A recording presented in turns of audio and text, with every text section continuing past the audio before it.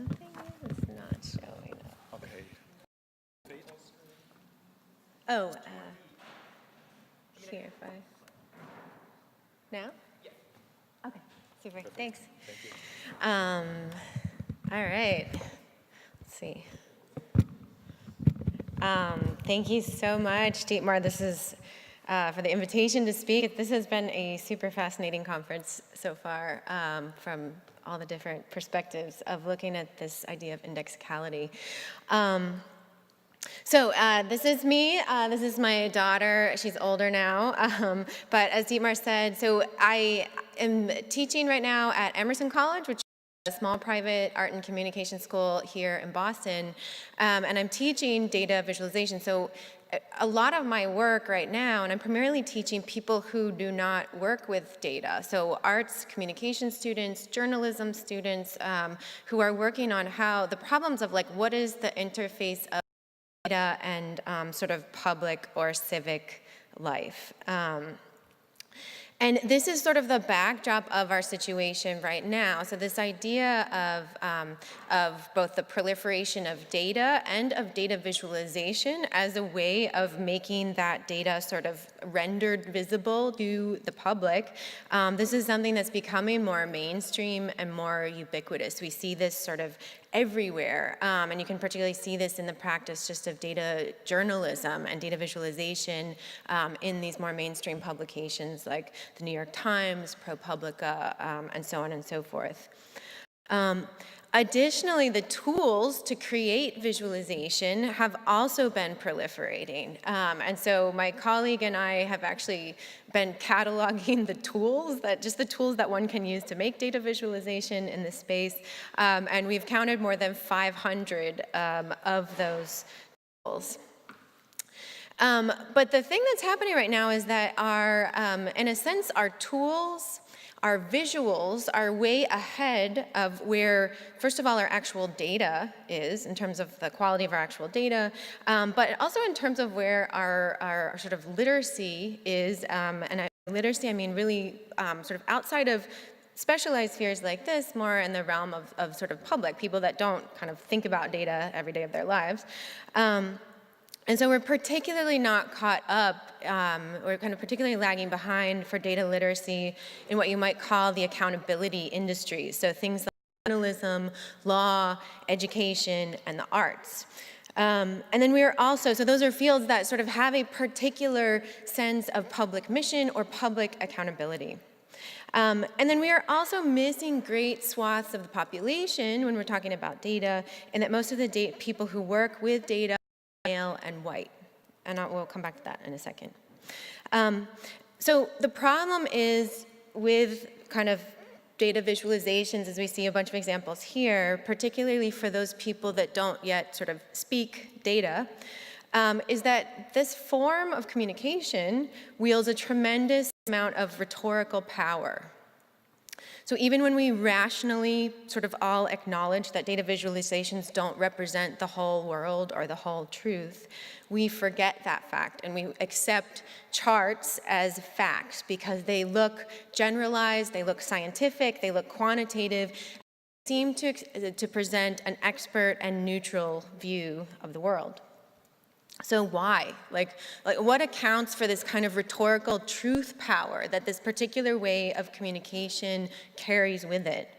And so here I think we can look to fields like critical cartography, indigenous mapping, which for 40 years have been saying that maps are sites of power. And so maps produce worlds. They don't just represent worlds. They're not just the sort of outcome of a kind of neutral process of representation of reality, right? But they produce worlds that are intimately bound up with that power. And we can also look to feminist science. And so here, Donna Haraway would call a visualization, she would call this idea the God trick. So there's something really dizzying and seductive when we see everything all at once.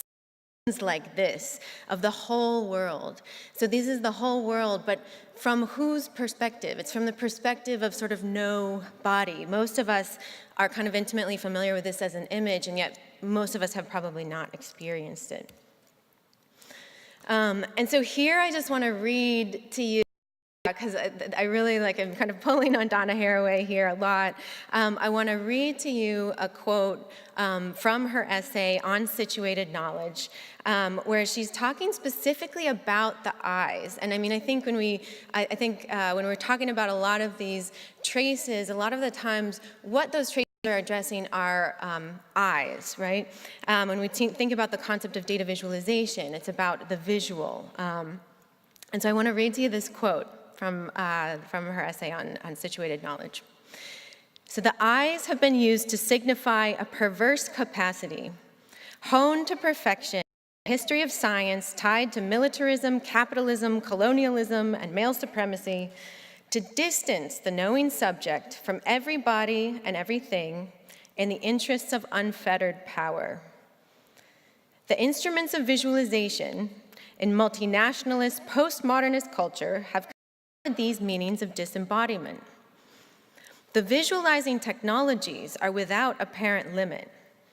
The eye of any ordinary primate like us can be endlessly enhanced by sonography systems, magnetic resonance imaging, artificial intelligence-linked graphic manipulation systems, electron microscopes, computed tomography scanners, color enhancement techniques, satellite surveillance systems, home and office video display terminals, cameras for every purpose, from filming the mucous membrane lining the gut cavity of a marine worm living in the vent gases on a fault between continental plates, to mapping a planetary hemisphere elsewhere in the solar system. Vision in this technological feast becomes unregulated gluttony. All seems not just mythically about the God trick of seeing everything from nowhere, but to have put the myth into ordinary practice. Like the God trick, this eye fucks the world to make techno monsters. So this is like what does it say there? 1988. So this is like 30 years ago or whatever. So the God trick, the gaze at the whole world from a disembodied point of view, is the nobody is the white male body. I mean, I like white men. I'm not saying that they don't like women, but it is that sort of default view of that the situated body of the nobody is that view, and so this idea of feminist point theory is that all knowledge is socially situated. All knowledge does have a body, even if that body is non-human. Like we're seeing this really interesting thing of like marks made by and traces from spiders and tigers and things like that. Those are also these kinds of bodies that produce knowledge and make these marks.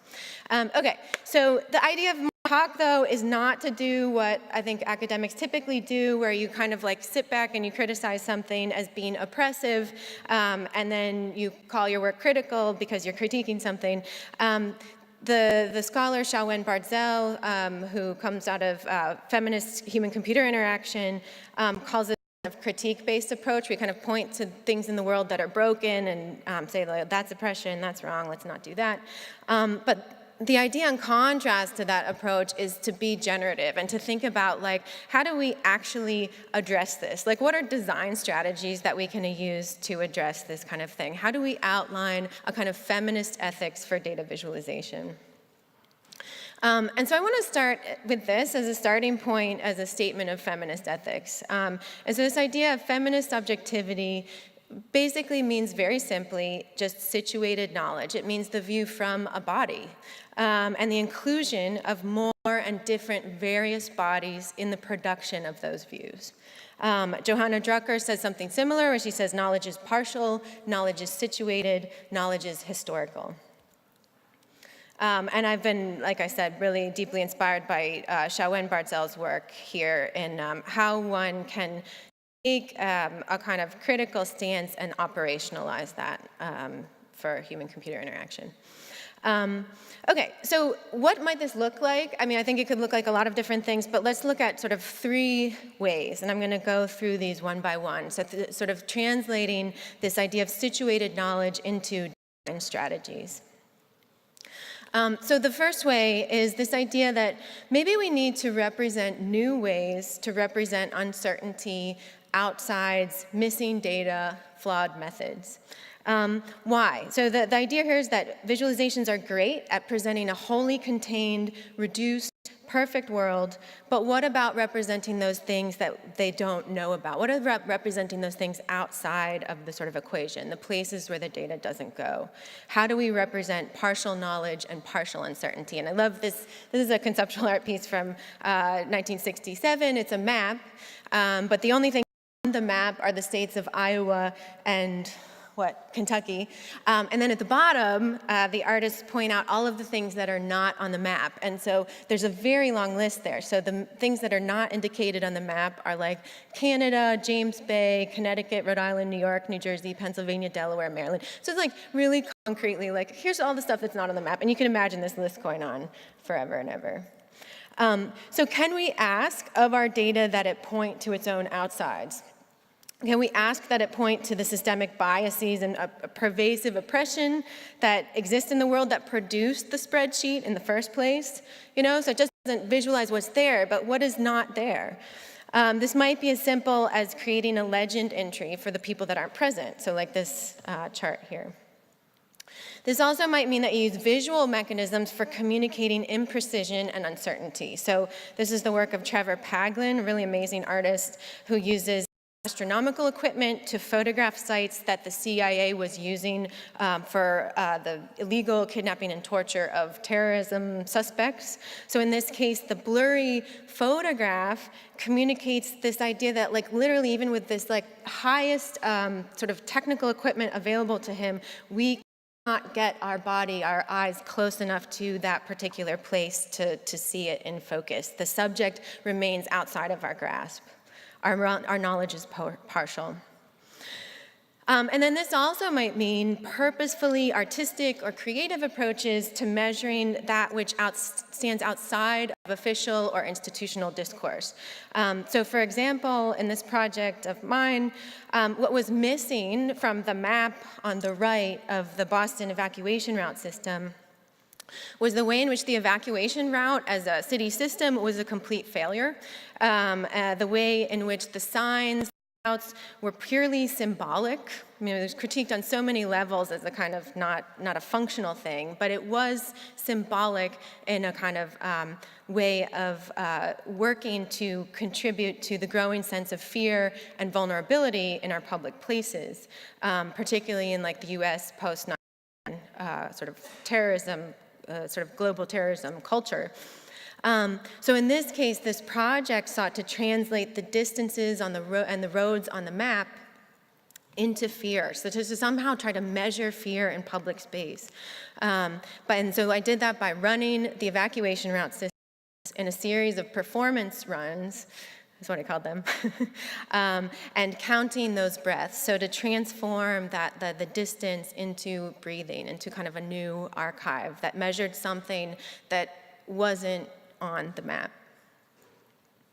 Okay, so a kind of second design strategy would be something like bringing back bodies. How do we reintroduce bodies into data visualization?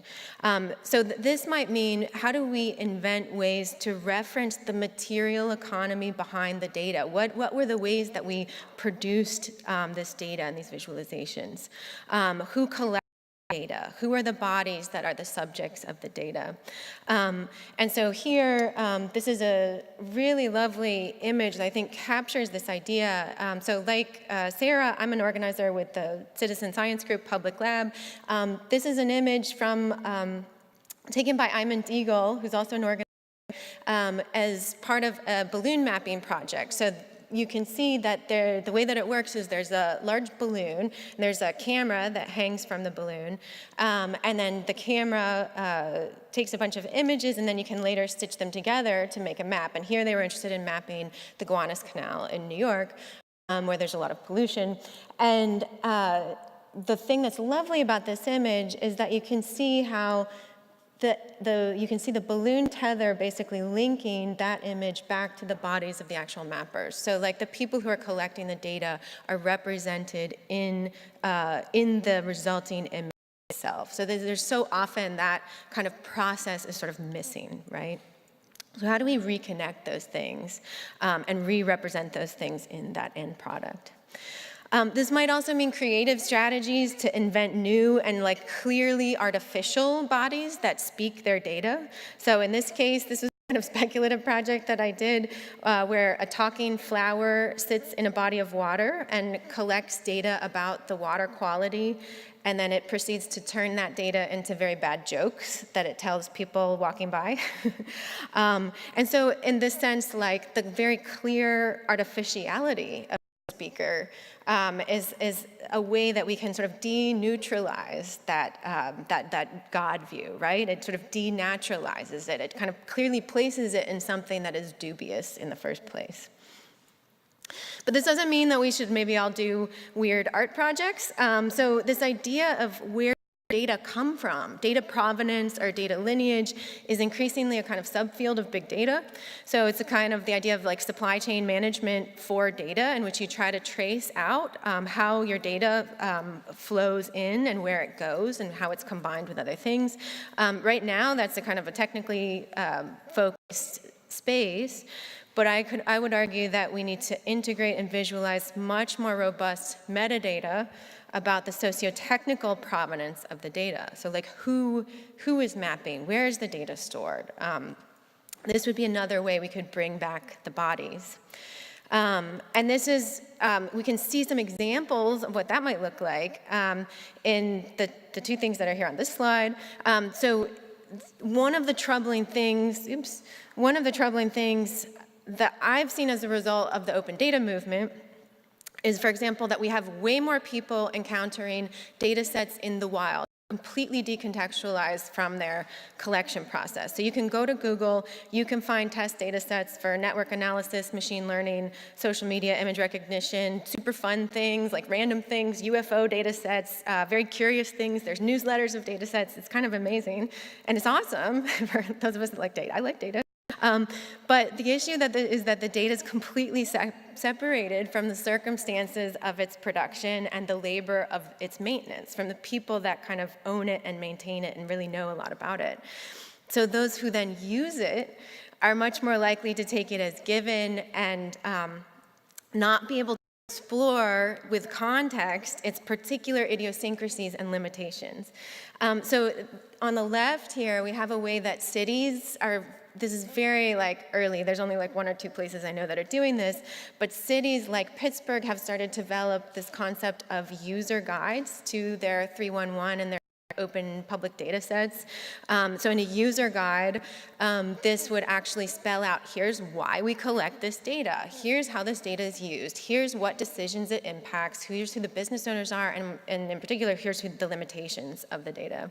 And in my class, we do something called data biographies, where students, instead of just like getting some random data and making a data visualization, they actually go back in time and write the story, sort of write the portrait or the story of how that data came to be in the world and how it was produced. All right, so finally, the third design strategy here for what would feminist data visualization look like is this idea of how do we make dissent possible? So how do we and also make participation possible. So how do we devise ways to talk back to our data, to question it, to present alternative views and realities, to contest and undermine some of the even basic tenets of the data's existence? And this doesn't just mean after the fact, so after the publication of a graph, but in the entire process from collection to visualization. And I think this is one of the places, too, where the pervasive sort of whiteness and maleness, the sort of no-bodiness of data visualization comes to the forefront. So I feel like if there were simply more diverse people working with data, I think we would have more diverse forms of what data visualization would look like. And it might not look like the forms that are venerated by Tufte, right? So these are beautiful. Like we can do amazing and beautiful things with charts and graphs, but we might produce other forms that might have equal validity and interest. So like maybe those forms would look like community gatherings that collectively examine data and produce a mural.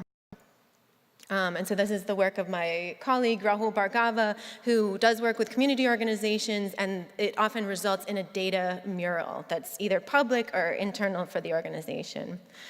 Another example is the RAP Research Lab, where the artist Tahir Hemphill manages the media arts program and uses hip hop to teach data visualization, data mining, and design. It could look like writing limericks from political speech that talk back to the political establishment. So I taught my students quantitative text analysis by having them write political limericks from their most used speeches.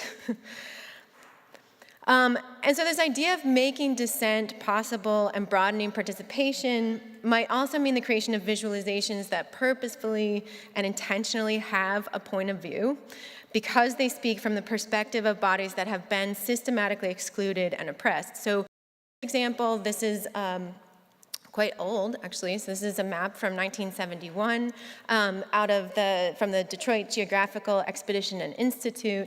And so this was made by a community-led project that was looking at learning new, very precise cartographic, but taking those in an entirely new direction. And so the woman running this, Gwendolyn Powers, the community was basically pretty angry because all of the white commuters were speeding through downtown of Detroit with complete disregard to where children were crossing the street. And so they decided to map that phenomenon.